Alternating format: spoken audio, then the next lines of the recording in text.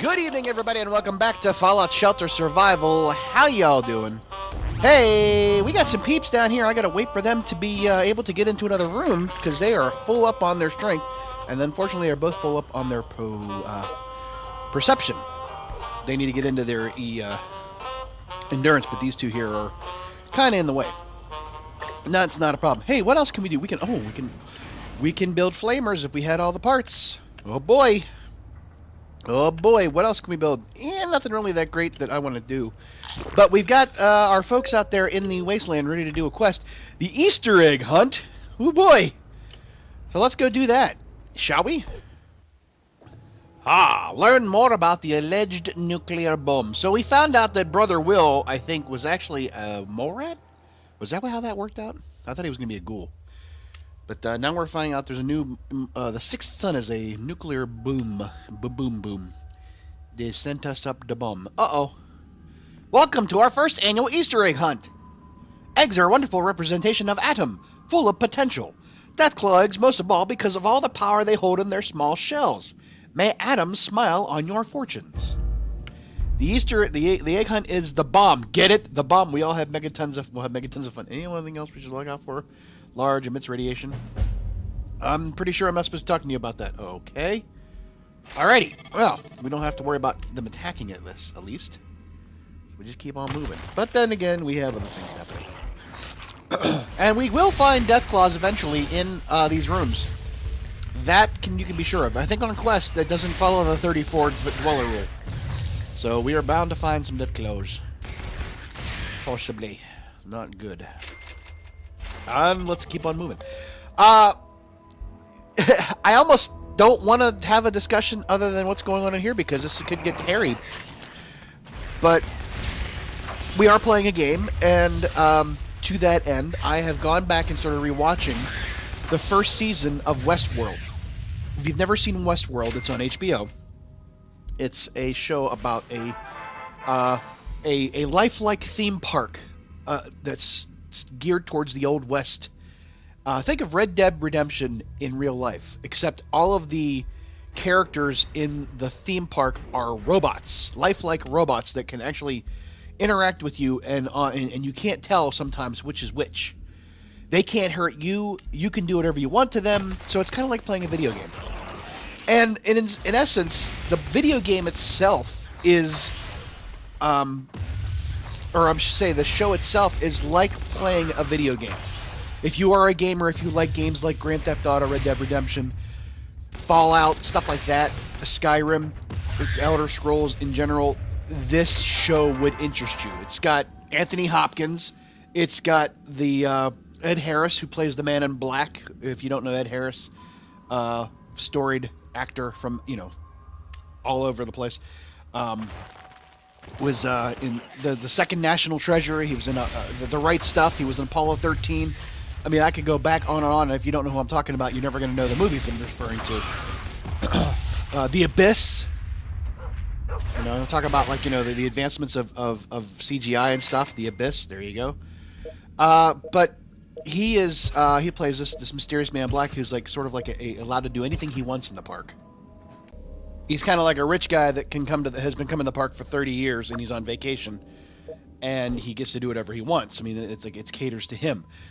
You pay a lot of money. It's like Jurassic Park, but with people, robots. James Marsden is in it. If you don't remember James Marsden, or you don't know who that is, Cyclops from the original X-Men movies, the ones with that started out the series with Patrick Stewart and Ian McKellen, Magneto, and all that stuff. Thandie Newton, who was in, I think, the second Mission Impossible, if you don't know who that is. I think his name Rachel Evan Wood? I forget. And, Stephen Ogg. Stephen Ogg is in Westworld. Stephen Ogg, Trevor from Grand Theft Auto, and also, what's his name? Luther? I don't know what his name is. He was the guy with the big handlebar mustache and bald head that spoke very, with big, long, words and stuff in Walking Dead. He was one of the saviors. Are you luck finding those Deathclaw eggs? It's tough. These critters are quite protective. Do you really think this will save daylight? I thought I did, but it turned out to be some kind of big bomb. Are you guys planning on Why are you being so dramatic? Think of it more like birthing a new son. Well, no. No birth, no. We're going to have to nip this thing in the bud. But the idea behind it is all of these robots, hosts as they call them, in the... Woohoo! Oh, damn it. You took away my critical hits, you bastards. All of these hosts, as they call them, the robots, are set on these narrative loops that offer, like, quests to the guests. Like, if you come off the train into this, it's called Sweetwater, there are people that, you know, that are, they're gathering up a posse to go hunt down criminals. There's, outside of the sheriff's office, there are wanted posters. It's literally offering you side quests. There are side quests that can take you, you know, out into the park to go do things. And it's like, even some, they're like people who've been there before, like, oh, don't talk to that guy, he takes you on some stupid treasure hunt. It's boring, you know. It's stuff like that. And that, you know, the guests themselves interact with each other, or the hosts, I'm sorry, interact with each other hosts and have stories of their own. The saloon where Thandie Newton's character Maeve. Oh, this is a Deathclaw. Holy shit. Oh, look at this. Ooh, we got the big gun on his ass. How about that? Oh, our first Deathclaw. Oh, holy crap, dude. Our first Deathclaw. We did it. We killed our first Deathclaw. He wasn't that high up because our people, you know, weren't that high up, but still, we did that.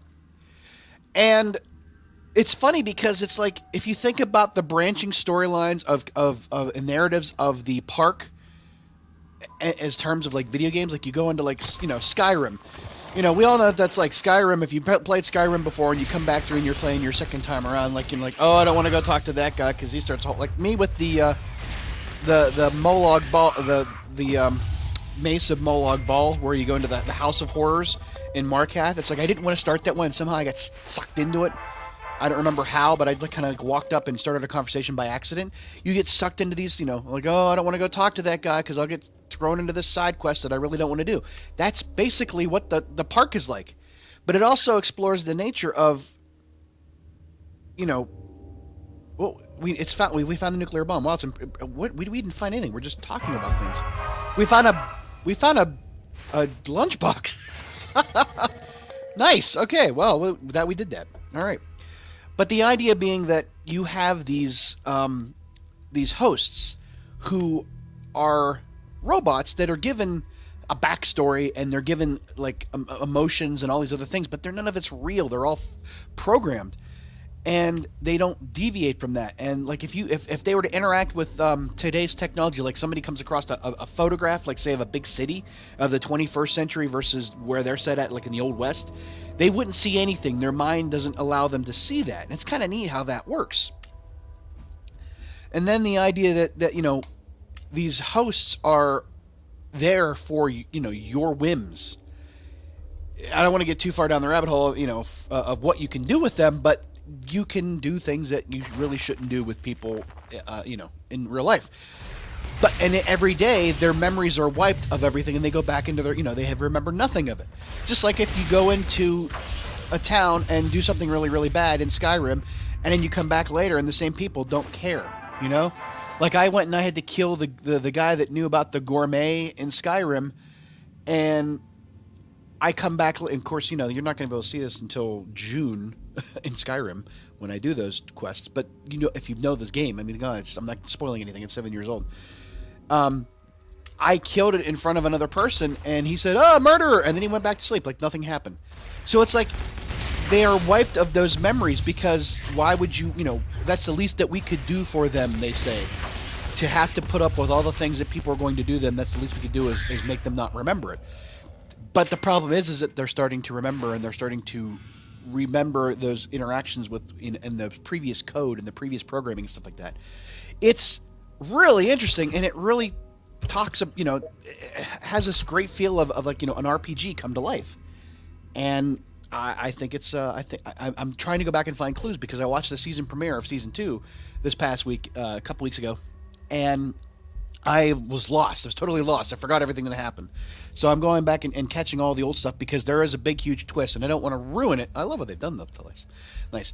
I don't want to ruin the spoiler. I didn't spoil it for anybody who hasn't seen the first season yet, but it's a very big twist that kind of I'm trying to figure out how they weave it into to the narrative and how you figure out where the clues are to tell you, oh yeah, that is definitely A and B and not, you know, the same thing. So there you go. We've learned more about the alleged nuclear bomb, and we harvested some Decla eggs, which I think that's just a thing. We don't get those. Oh well. All right, we're gonna come back to the vault, and we got a chemistry flask, a recipe fragment, and a lunchbox. Woohoo! Alrighty then. They are coming back into the vault in 5 hours. We will see them then, and we will send them back out on another quest. As for everybody else, you just keep doing what you're doing, and when we have the ability to do anything with you, we will do so. So we got 32 critical hits to still perform, of which we will probably get another 2 or 3. I forget how many we actually got. So that'll put us up into like 15 almost. These special stats on the dwellers, I have to get these two into... he'll take care of that. I have to get these two peeps into the to this room, and then that'll count towards that.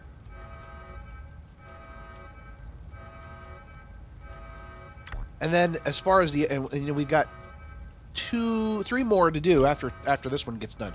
So, and then that means that we can't look at it right now, son of a monkey. Alright, well, we'll let Mr. Handy take care of that. We will clean up the rest of this stuff, and, you know, we will get back. Hopefully I can remember, because it's going to be another day before I get to the next quest, to remember to talk more about the Westworld and all the other stuff, and some other things that I'd love to talk about. So, there you go. We will see you in a while, crocodile. After all. Okay, so we got one more quest to do for there, and then we have to go do something else. And I'm not exactly sure what I want to do with that. Not exactly sure what we'll do. We'll pick up something. We will pick up something. Look, there's lots to do. There's lots to do. Holy crap. Because we've done none of the quests in this world. Oh, boy. Alrighty. Oh, the search for Racky Robinson's jersey. Oh, that 15-parter. That was fun, let me tell you. The 50, I don't think we're going to stay away from the 15 parters. I don't know what we're going to do, but we'll figure it out. So we'll see you then. Alrighty then. You guys are all back. Come on in. Ooh. Alright, sell your common items. Shit. Wow. We got a lot of crap, don't we?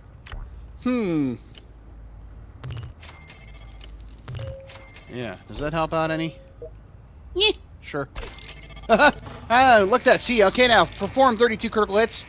14 now out of the ones we got. So we got 3 more. And we have 11 quests. We only need to do 3 more quests there.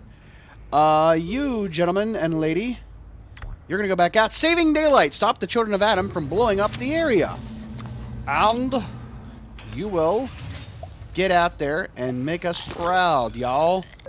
Make us proud, y'all. Give you 4 each. There you go. Have fun. And a raider attack comes at us after we do that. Well, sugar me timbers. Alrighty.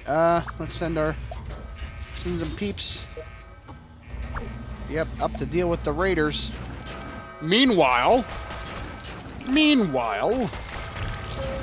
Oi, you got a big gun. I can't even look at your big gun. Oh, there's that schnoth. Whoopsie daisy. Yeah, that's pretty much it. That's what we got. I can't see. Hello. You're doing okay. You're doing okay. You're doing just fine. You're doing just fine. Come on. Oh, the little bastard got away. We got to get over there and get him. It's not hard to take care of these peeps at the door, the raiders at the door anymore. But it can get messy if I can't see what's happening because Mr. Handy's in the way. Sell it. I don't need it. Don't want it. No, get away. Miss, are you okay? You're fine. And he croaked. There we go. And you're fine. And everybody will go back to doing what they were doing. And it'll all be good. In the neighborhood. And they're on their way out, and... Ugh. Come on, dude. How much more running you gonna do, Forrest? 4 more hours, and then he can go home. Oh, I gotta go home now. I'm tired. And then we will be back. You guys are gonna be 7 hours, so tomorrow morning, because it's already 9. It's almost 10 o'clock. No, almost 10 o'clock. Wow, it got late.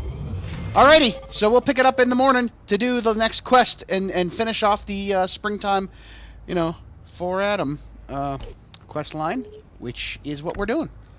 Alrighty, saving daylight. Alright, good morning. Good, we're back. We got some stuff moved around, and we can go out and do this next quest, saving daylight. It's the last quest. So here we go. And now it's springtime for Atom and Vault Dwellers. Ba-ba-da-ba. Okay, sorry, I had to get that in there. Had to be goofy.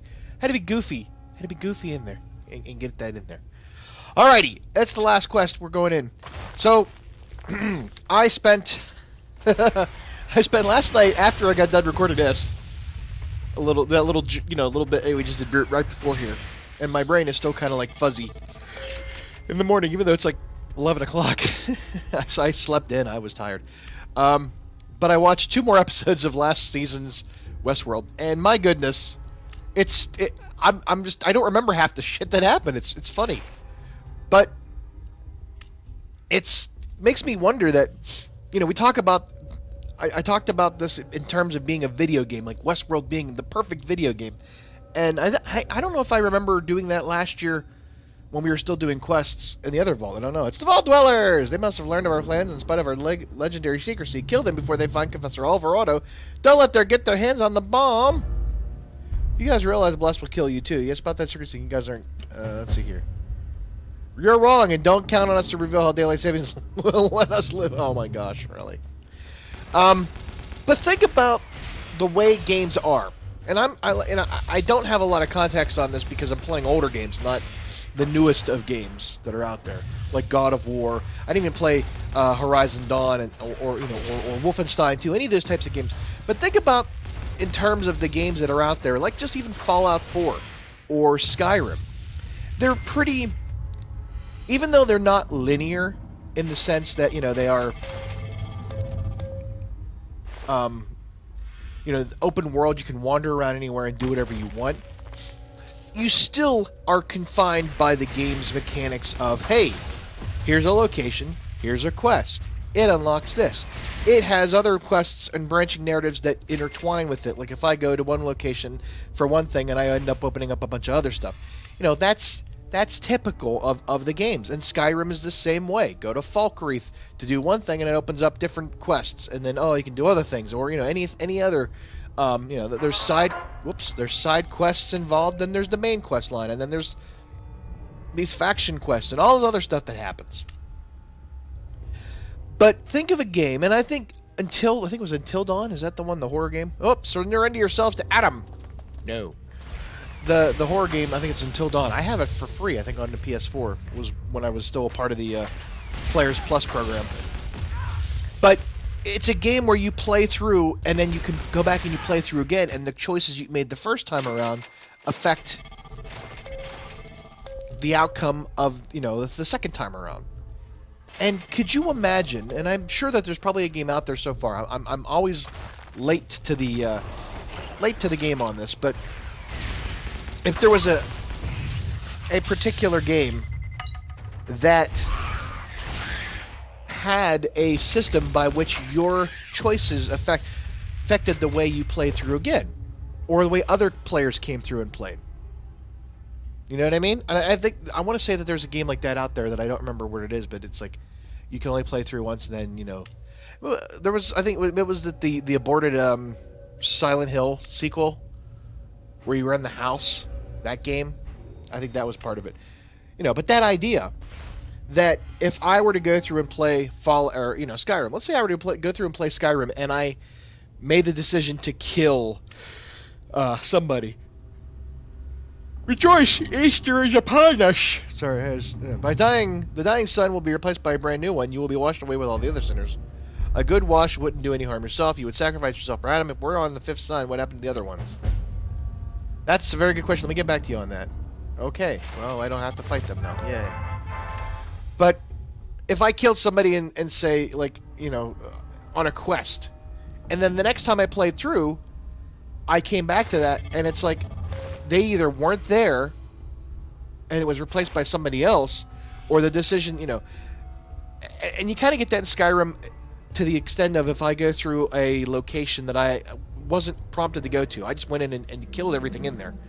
And then I came back later because of a quest, and the boss at the end of that location was replaced with like a Draugr, a Death Lord or something like that. That's kind of like that idea. But I mean, seriously, no. Just your decisions within the game. Oh boy, we got red scorpions. Your decisions in the game affecting how the game reacts to other things. And Prey kind of had that idea. Prey had that kind of somewhat a mechanic going on, in that you had the opportunity to affect how things happen later on, in that sense, based on your choices. You can choose to do it different ways, and I kind of like that idea. Uh-oh, what's happening here? Dwellers, we meet again. How do you like my new look? The old Alvarado. Oh my God, it's the same guy. Wow, blessed daylight. Oh my gosh. I don't think that's how daylight savings supposed to work. You fool! You won't be transported in the future. You'll die as well. Wait, why not wait until tomorrow to see if the stun is still there? There you go.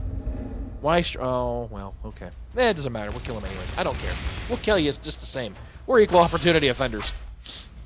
But I think that would be kind of neat, though, to have a game. Oh, I'm getting.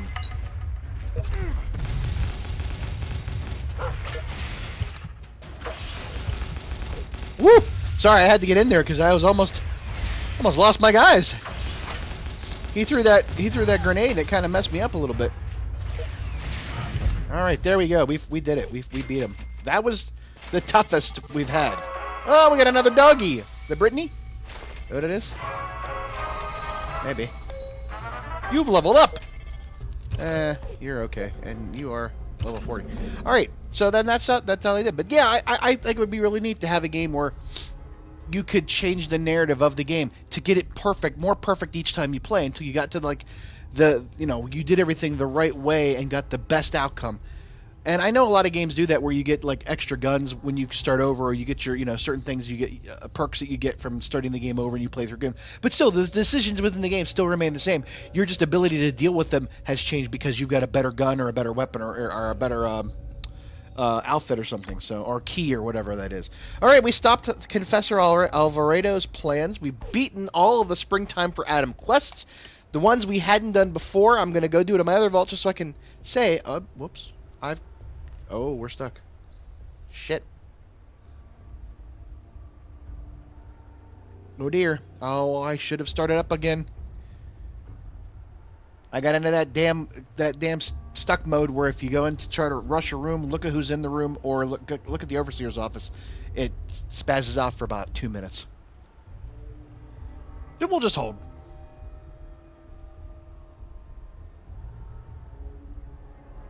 There we go. A Jaimin Pointer, Confessor Cromwell's rags, and Wonder Glue. Alrighty, come on back. Alrighty, they're on their way back. They're coming on back. Now, here's the thing. We have got... We can only send out one group of people, I think. Yeah, we've already sent out the maximum request from the Overseer's office because we have... we did not update our upgrade our Overseer's office. We could do that. I have the coins to do that. What's it cost to do that, though? Oh, do it. Oh, just do it. Who cares? Oh, 55 dwellers required. Well, yeah. Well, that makes sense. All right. So we'll bring them back in, and depending on... Let me go check some things. When they get back in, we'll come back in and talk, because I want to go and see how much time that is. So, because we've got more critical hits on there. We've got special stats we still got to do, and we still have 3 more quests to do. Well, actually, it'll be 2 more quests, which I think we're going to go take on. Maybe we'll go do something simple. Simple. I don't know. We'll see. We'll find out. We'll be back. All right, they are back from their jaunt out into the wasteland. And of course, we can't keep anything that they have. And, well, we can't keep the dog. No, not the dog. We want a dog. We'll get rid of those things. We don't need those. Ooh, an improved institute pistol recipe. We got 12 of 14 quests from the Overseers done. We got 2 more to do. And that takes it for that. We got full up on everything. Why don't we send them back out again before we go? So, what should we take them on today? 2 more quests that we have to do for the objective. The game show Gauntlet. That's the weekly quest for a lunchbox. That's not really I don't know. Let's see here. What do we got here? Rewards. The journey is. Oh, I don't want to do that. I don't want to. That was a long one. That was a long one. Let's do the Irish. Let's do the Shamrock de Casbah. Why not? How about that one? That seems to be. Yeah. Shamrock de Casbah. All right, boys and girl, get on out there. Have fun. Have fun. Whoop. Have fun. Where did that mysterious stranger end up at? I can't find him. There he is. Alrighty. So they're going to go do their thing. I'm going to get out of here because we're about to have an attack. But that's all. I say that, and then look who shows up. Anyways, that's all for tonight. I want to thank y'all for watching, and I want you to have a good weekend. Think about those types of games in Westworld and all that stuff we talked about, because it's kind of interesting, I think, to think about. But that's just me. But we all love what we're doing here at the Angry Cast, and we hope you do too. So, you know, thumbs up, like and subscribe, do all that stuff. Tell me what you think in the comments, and we will see you next time. Have a good night. Have a good night. Have a good night. Have a good night. Bye-bye.